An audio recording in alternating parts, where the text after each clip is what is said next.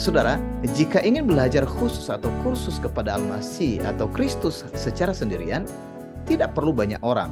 Tetapi yang diperlukan adalah pendengar yang memperhatikan agar kelak terampil melakukan dan mengajarkannya. Ketika Yesus duduk di atas bukit Zaitun, datanglah murid-muridnya kepadanya untuk bercakap-cakap sendirian dengan dia. Kata mereka, katakanlah kepada kami bila mana hal itu akan terjadi dan apa tanda kedatanganmu dan tanda kesudahan dunia. Ada banyak hal yang perlu diketahui di dalam Kristus dan dia akan mengajarkannya kepada kita ketika kita mendengar dan menaruh perhatian. Kursus proyek Bank Injil adalah penelitian dilakukan dengan pendampingan instruktur atau pemberi petunjuk yang disertai dengan bimbingan lengkap dalam kasih, kuasa, dan kesetiaan. Melalui proyek Bank Injil, setiap peserta akan melakukan penelitian kepada kebenaran, penelitian kepada diri sendiri, dan penelitian tentang hubungan. Ikuti setiap topik kursus proyek Bank Injil. Salam.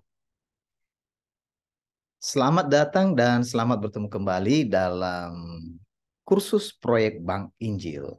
Kali ini kita dalam topik telinga yang mendengar. Di mana saudara, setiap kita pasti punya telinga. Waktu memulai kursus ini, kita harus memasang telinga kita. Ini yang paling penting. Jadi, mengapa ini menjadi hal yang paling penting? Karena sumber dari semua informasi, sumber dari semua berkah akan melalui telinga. Jika orang tidak punya telinga, dia tidak punya pintu untuk mendapatkan semua pemberian-pemberian Allah. Jadi, tidak semua orang yang bertelinga dapat mendengar. Nah, itu masalahnya. Jadi Isa atau Yesus bersabda, siapa bertelinga, hendaklah ia mendengar. Oke, mari mulai dengan pengertian. Seperti apa pengertian kata mendengar menurut kitab suci atau Alkitab? Agar dapat mengerti dan memahami maksud mendengar panggilan Allah, Isa melakukan mujizat kesembuhan fisik bagi orang tuli sehingga dapat mendengar. Tetapi orang yang tidak tuli tidak butuh mujizat kesembuhan, kan? Jika demikian halnya kepada siapa firman itu disabdakan, siapa bertelinga, hendaklah ia mendengar. Tentu saja kepada orang yang dapat mendengar secara fisik. Kalau begitu, mujizat seperti apa lagi yang diperlukan oleh orang yang telinganya secara fisik itu sehat? Jawabannya adalah mujizat telinga yang dapat mendengar suara Allah melalui berita Injil. Karena itu, kemampuan mendengar yang dimaksud oleh Isa adalah kemampuan mendengar suara Allah melalui berita Injil Kerajaan Allah, bukan kemampuan mendengar suara manusia, suara binatang, suara setan, suara bunyi-bunyian alam. Jadi mari memperhatikan suara yang diperdengarkan oleh Allah itu seperti apa. Saudara-saudara boleh memperhatikan, menyelidiki ini dalam Kejadian pasal 2 ayat 16 sampai 17, kemudian pasal 3 ayat 8 sampai 13, pasal 4 ayat 3 sampai 7. Allah senantiasa mengusahakan memperdengarkan suaranya kepada manusia meskipun manusia itu sudah jatuh dalam dosa. Suara yang diperdengarkan Allah adalah firman-Nya, bukan bunyi langkahnya, juga bukan suara orang lain, apalagi suara setan atau iblis. Tapi mari memperhatikan suara yang didengar manusia itu seperti apa. Meskipun secara fisik Adam dan Hawa memiliki telinga yang sempurna untuk mendengar, tetapi jiwa mereka telah menjadi tuli mendengar suara Allah. Suara siapa yang didengar oleh Adam dan Hawa di taman Allah? Adam lebih suka mendengar suara Hawa. Itu adalah sesamanya yang sudah dipengaruhi oleh suara iblis. Perhatikan ini baik-baik. Hawa lebih suka mendengar suara ular, yaitu iblis, daripada suara Allah. Dan yang ketiga, Hawa sudah berada di bawah kuasa keinginan dunia, keinginan daging, keinginan diri dari iblis. Dan dengan itu dia menyebarkan perkataan yang membawa kebinasaan kepada sesamanya, yaitu Adam. Jadi saudara, sejak dahulu manusia cenderung mendengarkan suara lain, gigih membela kesalahannya, suka mempersalahkan orang lain, bahkan mempersalahkan Allah. Dan tentu saja mempersalahkan iblis. Tetapi apa akibatnya jika terjadi kesalahan mendengar? tidak tanggung-tanggung akibat dari kesalahan mendengar, Adam dan Hawa harus menanggung hukuman yang mengerikan. Pertama, kesusahan fisik seumur hidup. Yang kedua, kesusahan jiwa seumur hidup, yaitu pengusiran dari hadapan Allah. Dan yang ketiga, kematian fisik. Dan sebenarnya ada satu lagi, kematian jiwa dalam kekekalan apabila sesudah penebusan manusia menolak panggilan Allah. Perhatikan ini saudara, Adam dan Hawa mereka ditebus, dan ketika Allah menyatakan kebenaran, sesudah mereka mendengar suara Allah kembali, mereka tidak ada perbantahan. Tetapi Kain membantah. Dia mengikuti keinginannya. Allah sudah memperdengarkan suaranya, tetapi dia membunuh adiknya. Ini yang perlu dijaga. Apabila kita sudah mendapatkan penebusan Allah, jangan sampai mengeraskan hati ketika suara Allah diperdengarkan. Dan suara Allah itu diperdengarkan terus-menerus melalui ajaran Injil, nasihat Injil, dan kepemimpinan Injil. Mari lanjutkan. Allah kembali memperdengarkan suaranya seperti apa dan ketika kapan. Jadi ini persoalan karena manusia telah berbuat dosa, manusia itu tidak bisa mendengar suara Allah, itu sebabnya Allah kembali memperdengarkan suaranya. Allah memperdengarkan suaranya dengan cara memanggil manusia yang berdosa. Dia berkata, di manakah engkau Adam? Maksud dari panggilan Allah itu adalah penawaran penebusan bagi manusia dengan cara pertama, menyatakan kesalahan dengan cara memperdengarkan kembali firman Allah yang sebelumnya yang sudah dia nyatakan, agar manusia itu insaf atau sadar bahwa dirinya sendiri yang bersalah dan dirinya tidak akan dibebaskan karena kesalahan orang lain, bahkan karena kesalahan iblis. Banyak orang mempersalahkan yang lain karena kesalahannya. Itu tetap dihitung semua salah. Dan itu tidak mengurangi hukuman.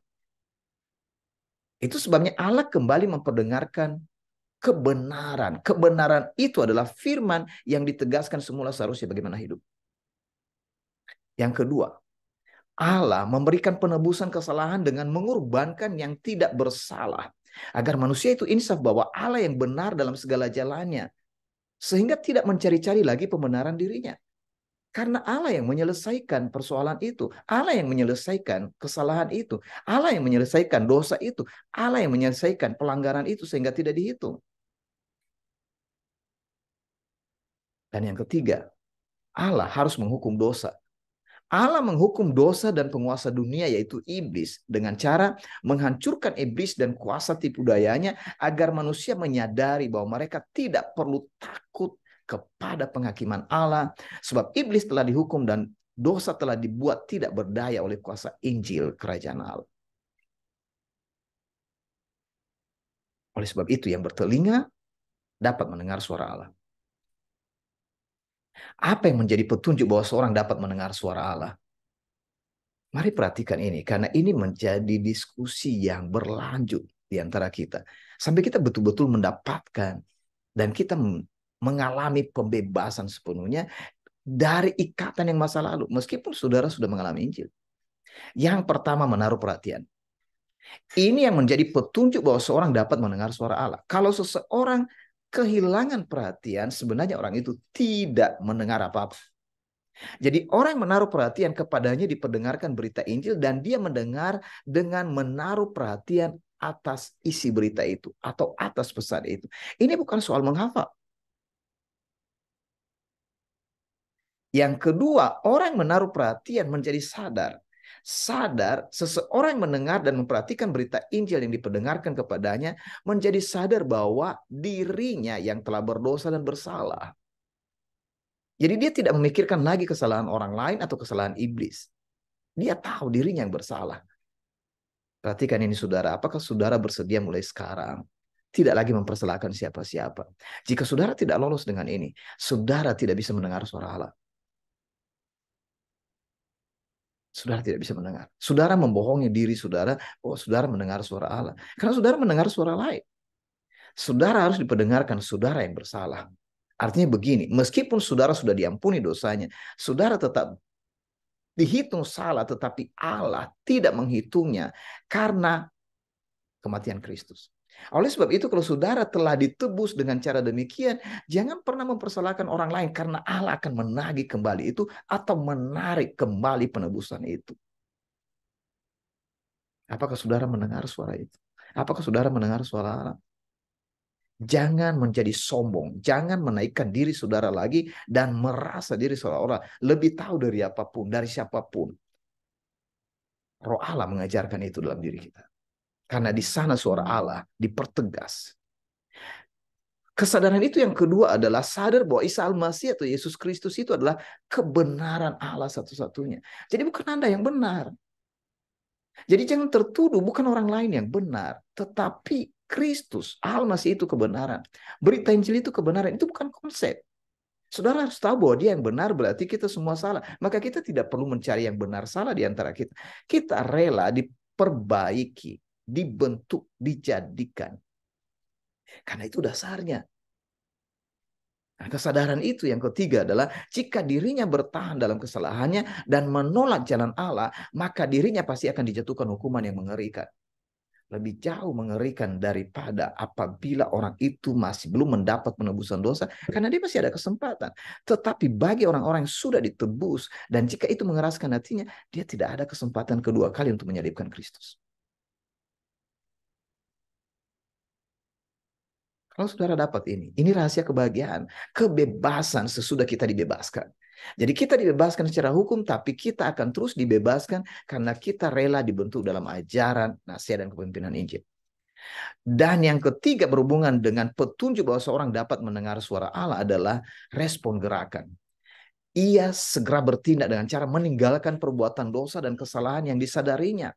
Ia mulai berbicara dan bersaksi bagaimana dirinya diinsafkan dan hatinya dibaharui. Berarti nggak ada kesempatan gosip, nggak ada kesempatan fitnah, nggak ada kesempatan mengatakan hal-hal yang lain. Dia hanya menyatakan sesuatu yang telah diperbuat Allah dalam dirinya sehingga dia pun bergerak dengan perkataan dan perbuatan Allah itu. Dia bergerak dan berpindah atau move on dari cara hidup lamanya. Melepaskan semua pegangan dan pandangannya yang sebelumnya. Yang dia pertahankan selama ini. Dia menertawakan dirinya yang sebelumnya. Dan bersuka cita atas apa yang didengarnya. Pendengaran yang baru inilah yang menjadi rahasia. Kebahagiaan. Jika saudara benar-benar sudah mendengar dan sedang mendengar. Artinya begini, barang siapa yang telinganya belum disehatkan, belum diperbaiki, ini menjadi masalah utama dalam seluruh penerimaan berkah-berkah Allah. Jadi tidak salah, topik ini menjadi topik yang utama dan yang pertama dari seluruh perjalanan kursus proyek Bank Injil. Demikian saudara-saudara, semoga ketika saudara mendengar ini, saudara mendapat berkahnya. Dan ini menjadi diskusi di antara peserta kursus.